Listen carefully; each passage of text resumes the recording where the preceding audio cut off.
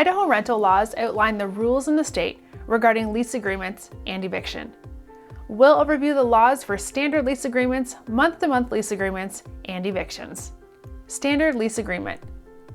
A standard lease outlines the terms between a landlord and tenant for the renting of a property. A standard lease in Idaho is commonly a one-year fixed period and is the most widely used rental contract. Month-to-month lease. A month-to-month lease is an agreement between a landlord and tenant that renews automatically every month. The contract terminates upon notice by either the landlord or tenant.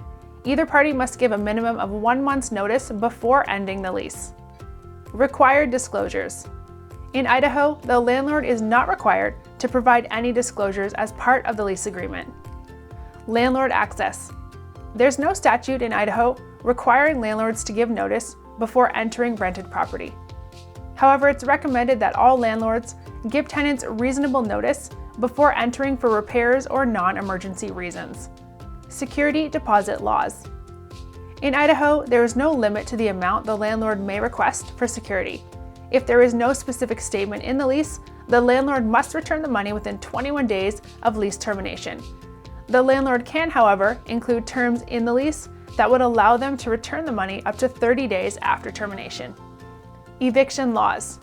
There are 2 legally accepted causes for eviction in Idaho. Non-payment of rent. If the tenant is late on rent, the landlord can issue a 3-day notice to pay or quit. This gives the tenant 3 days to pay the rent in full, along with any penalties, or vacate the property. If they do neither, the landlord may be forced to seek an eviction from the court. Non-compliance. If the tenant breaks any portion of the lease other than late rent, the landlord may give the tenant 3 days to either comply with the lease or vacate the property.